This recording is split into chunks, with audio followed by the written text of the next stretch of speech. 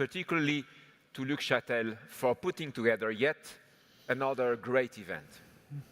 I also want to give a special thanks to John Bozzella for joining us today and providing his insightful point of view. For those of you who don't know, John played a key role in our company's history. And now, Stellantis is the chairing company for the Alliance on Automotive Innovation, where our teams work together on relevant issues in the United States. What I take away from this morning's speakers is the need for stability and the need for ethical leadership in the context of climate change. And I'll add one more point. According to the UN forecasts, the global population will reach 9.7 billion by 2050. Responsibly serving the mobility needs of that many inhabitants adds to the layer of challenges we are ahead of us. It's clear to me that our future relies on decarbonized solutions. At Stellantis, our CO2 reduction plan guides every single decision. Achieving carbon neutrality by 2038 remains our highest level commitment. We are executing this plan with a powerful sense of duty and responsibility. To do this, we have organized ourselves to be compliant without resorting to the purchasing of credits. We operate in 15 regulated markets, and this year there are around 30 CO2 regulatory standards in place around the world with limited commonality. One global warming, no global standard. We also know that the targets will continue to get increasingly more stringent starting in 2025 in Europe. So let me repeat, Stellantis is organized and plans to be compliant with local regulations in all CO2 regulated markets. We are ready to serve. And yet, here in Europe, the regulation seems to be back up for debate. This is not the time to hesitate. The debate is over. Indecisiveness and paralysis will further put our climate at risk, but also critically challenge our companies. It is time to stay the course. The most valued asset right now is the stability of the rules and our ability to execute our plans. We need to remain resilient and together align our interests to manage complex global equations with the right balance of R&D, CapEx, technology, and sales mix to get as many clean energy vehicles as possible on the roads as soon as possible. Today's BEV get all the attention, and they rightfully should, as they are incredible driving machines. Instantaneous torque, quietness, smooth ride, really superior products. We are passionate about our BEVs. We'll have 40 available in Europe this year, building many on our new state-of-the-art multi-platform energies. These platforms give us the ability to serve evolving customer demands and the agility to have a responsive and responsible business given the regional and local variations. We are proud that our Peugeot E3008 and E5008, based on the Stella Medium platform, have the best electric ranges in the SUV market. And the all-new Citroën EC3 promises an even more affordable option. Coming by 2025, the EC3 will have 200-kilometer range and start under 20,000 euros. The Peugeot E208 is the best-selling electric vehicle in 2024, and both the E208 and the Fiat 500e are in the top 5 for passenger cars in France. Our French operations play a key role here. We manufacture 12 BEVs in 5 assembly plants across the country. A few weeks ago, in Sochaux, we showcased our ability to transform our operations in just 5 years. We also have some exciting new electrified launches coming soon for Jeep, Dodge, and Ram in the United States. But as we know, our customers are saying loud and clear that BEVs are too expensive. This is why we are relentless in our efforts to reduce the total production cost. In this time of transition, without incentives, the price point is still too high. Public support, as we successfully done in France this year, thanks to the ecological bonus and electric leasing program, is more necessary than ever before. We are proud to be at the forefront of this initiative, which has massively contributed to democratizing electric mobility across France. We hope others embrace programs like this. Another technology that can bring more affordable decarbonized options to our customers is mild hybrid. In Europe, we have invested in 30 hybrid models with 6 new launches planned through 2026. Our innovative electrified dual-clutch transmission offers supreme performance, achieving up to 20% fuel economy improvement and equivalent CO2 reduction compared to an internal combustion vehicle. All tech that can help us decarbonize quickly at affordable prices help us reach our end goal. Because the harsh reality is that our Chinese rivals make electric vehicles for about a third less than we do. They also control around 80 to 90% of the global market for key materials, cathodes, anodes, separators, and electrolytes. I know a lot of us here are highly focused on the market share gains they have made in Europe. But I am telling you that the Chinese brands are making inroads all around the world. In Europe, they already have about 7% of BEV market share. We see they have 10% of market share in South America, doubling their presence in the Brazilian market from 23 to 24. There is a similar trend in the Middle East and Africa region, with the growth nearly doubling since 2021 in certain countries. In select Southeast Asian markets, we are also seeing rapid market share increases. With this, we are seeing many countries increasingly resorting to protectionist or at least defensive trade measures. And I can understand the reflex for seeking protection now that the social cost of the climate transition has become more visible to all. But there should be no mistake. These short-term actions will have negative mid- and long-term implications. Indeed, the world is moving very fast, and the best way, the only way to truly protect ourselves, our industries, our workers, is to compete with the newcomers and raise ourselves to their game. And we must do so at pace, because every moment we spend pausing is time we don't use to improve our capacity to compete on these new grounds. This is a matter of survival. Sadly, it is a dream to believe the Western world can protect itself through tariffs.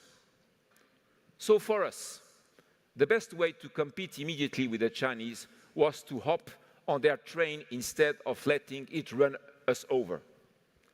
We sealed a unique and innovative deal with Leapmotor to compete against Chinese car makers, starting with Europe and expanding worldwide. We are the only Western company managing a Chinese brand through our JV, Leapmotor International, using our retail and commercial expertise. Orders are open now for the electric T03 and C10. And yesterday, I stood with Mr. Zhu to help unveil the B10, their first global product. It is a C-segment SUV that amazed me and many others. Leave no doubt, though, our BEVs are in the game. We are a close second to Tesla in this market. Trust, the BEVs are coming online. Let's keep the pedal down and stay focused on getting clean energy online quicker. Installing more robust and reliable charging networks is a key success factor, offering our customers more incentives to bridge the affordability gap until the price of EVs is at parity to an ICE by 2030. Working with our union partners to find sustainable solutions for our employees. We can responsibly meet these challenges head-on if we stay firmly focused and aligned on the journey, never forgetting that freedom of mobility is a common good that we must protect in the best interest of our modern democracies. This is our shared responsibility for Earth citizens and for our businesses. Thank you for your attention and look forward to the Q&A session now with David. Thank you. Thank you. Thank you, Carlos. Thank you, Carlos. While you sit, just let me tell to everybody, the minister of our new minister of the Economy and Finance will be on stage after you. And when he talks, there are drapeau flags behind him. So they will put some flags on the stage while we talk. Don't be disturbed by that. But I know it's not going to disturb you. You often talk about Darwinism in the auto industry. You say adapt or die. And for you, at the companies you've managed, it was very often reducing costs to be more and more competitive. Do you think that maybe you've reached the limit of that system, or can you know that it's the only way? Yes, you still have to reduce costs to be able to compete with the Chinese and the others? This is a great question, and I would like to answer in the following way. If you look at the automotive industry over the last 50 years, I only know 42 of those 50 years, what I have seen is that the consumer has never, ever given up from asking more for a lower price.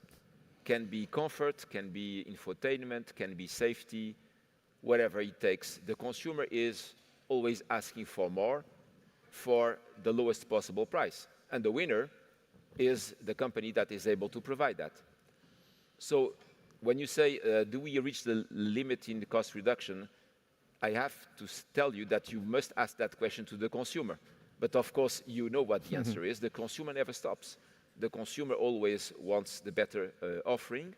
And if you want your company to be sustainable, you need to make your customers happy. So it's as simple as that.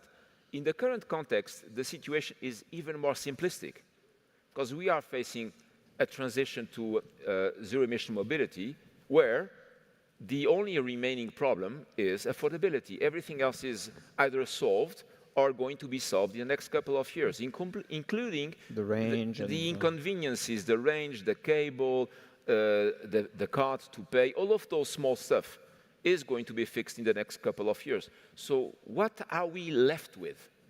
Affordability. That's the only thing. And I can tell you, I spent many hours test driving EVs on racetracks. I can tell you, it is a better car. At the end of the day, it's a better car. And once we will achieve the new power density of battery cells, which is doubling the power density that will happen possibly in the next 5 to 7 years, then we'll reduce the size of the batteries to half of what they are today. And from that moment, the last remaining penalty of EVs, which is the weight, will be solved. So this is a very promising transformation. And again, we can go back to the cost cutting, and we can go back to, are you on the limits of what you have been doing? No, it's the consumer. The consumer wants it. The consumer says, if you don't do this, I will look at another company, another brand. So for me, it's just a matter of sustainability. It's not a matter of management. But at the same time, you mentioned that we still have a huge competitive disadvantage compared to Chinese manufacturer. But it seems to me that it's going to be very difficult to reduce costs in Europe. We talked about the cost of energy. It's going to be difficult to reduce the cost and the competitiveness in the US. We've seen the debate with the trade unions. So how can you still reduce cost? First, we need to understand where are the Chinese strong. And through our investment in Leapmotor, we have a perfect, transparent understanding where they make the difference. That is very interesting for us to learn where we should be focusing, exactly where they are stronger than we are. That is very helpful. Secondly, it is quite clear that if you want to fight against the Chinese, you need the same cost structure. At the end of the day, with the same cost structure as the Chinese, you can be competing with them, and you understand where they are. By the way, we can find the same cost structure as the Chinese, not very far away from Europe. In a 2 hours flight around Europe, you can find the same cost competitiveness as China, which means China is not the only solution. There are other solutions that are not very far away from us. And it's not rocket science. It is not rocket science. We can do it. Now, we need to decide a very simple thing, which I think makes a huge difference right now. In the world, you have a flattish GDP, flattish, 2-3% up every year. In a flattish GDP, you break down the population in two kinds. One kind is go and race. You are good. You have lots of strengths. Go. Race, you are going to win. You are good. And the other one is, I'm going to protect you. I'm going to protect you. Well, you are in a zero-sum game. If somebody is racing, their part of the GDP is going to grow, and because it's a flattish GDP, the other part is going to go down. So the people to whom you say, I'm going to protect you, actually, what you are telling them, I'm going to make you poorer. That's what you are doing. So the only question we have is, do you want to race, or you don't want to race? If you want to race, you have a chance. It's tough. You need to train. It's hard. But you might win. But you might win. If you don't want to race, then you are going to get poorer, and your lifestyle will not be protected. That's the key question. It's not about technology. It's about the mind. So it's not about reducing costs. It's also about getting better. Absolutely. And there is huge room for that without necessarily hurting people. In the past, in the auto industry, the best strategy was to get bigger. You know, you merged one group with another, then two groups with two others, and size mattered.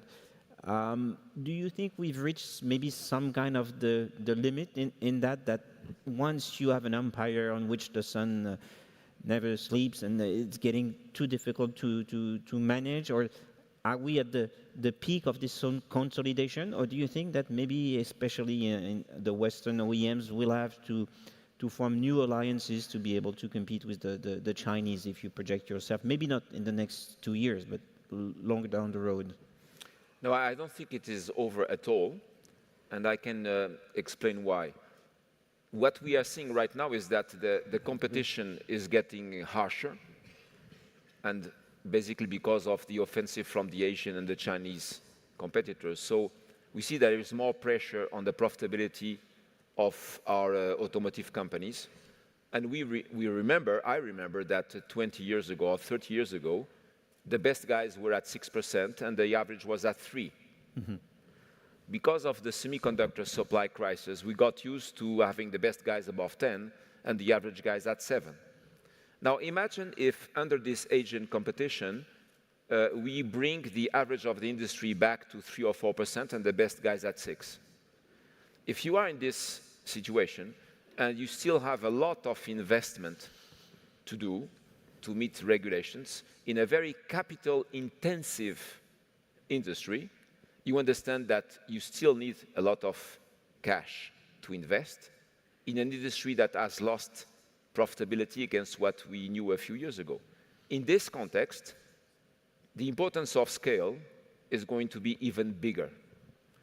And you see it very clearly when you look at the market caps and the trends of the different companies. It's so clear. We have done this exercise very recently. It's obvious that you will have more consolidation over the next 5 years, no more, 5 years, because if your industry is still very capital intensive because of regulations and because of the fact that you are managing the old world and the new world, which is very expensive, and the average profitability of the industry goes down, then your need for scale to dilute your investments is even bigger. So I consider that consolidation is by far not over, and by far not over among the Western players. So as well as the workers in the factories have to adapt to this new strategy in order to win, the CEOs of this world will have to adapt to manage bigger and bigger companies, you would say. Perhaps they will have to sleep less. That's possible. Maybe that's it. That's possible. In your speech, you started talking about stability. You said we need stability. But at the same time, if we are in a crisis today, especially in Europe, it means that some of the choices that the regulators or the politicians have made were wrong, and that we need to change. Otherwise, it's going to be we're going to lose. So how can you have at the same time stability and maybe need for a change to adapt because maybe we were wrong? Well, that's a great question, and I just would like to share with the audience here. And it's going to be the last question. Right, my surprise, my surprise. So we are all seeing floodings, fires, hurricanes. A few weeks ago, my country, Portugal, half of the country was on fire, half of the country. We burnt 130,000 hectares in a few days. My children, driving their car through a forest on fire, saw their door panel melt. And here we are. And the ethical dimension of what we have to do is put under question because 2025 is going to be a tough year. Yes, it's going to be a tough year. But what is a tough year compared to the fact that our planet is on fire, that our kids are threatened, that very soon in my Portuguese farm, my grandchildren will be under 50 degrees in August. So where is the ethical responsibility? Where is the courage that comes from understanding this? And of course, in 2025, you have to push 20% BEV sales mix in the market that eventually would have a natural demand of 10 or 15. And so what? And so what? This is marginal of marginal compared to the problem that we have to solve. So I think we have a responsibility. For me, it's very clear. I want to look at my grandchildren in their eyes, saying, Daddy, Granddaddy is doing something about it. And I think it's all the business issues we have in 25, of course. But if we pause, not only we are not facing our ethical responsibility, but even more importantly, from a business standpoint, we completely disconnect from the race with the Asians, which then means that we are over. So 25 is a moment of truth. We need to face, we need to race. If you don't want to race, then Darwin will apply. Thank you very much, Carlos. Thank you. Thank you. Merci.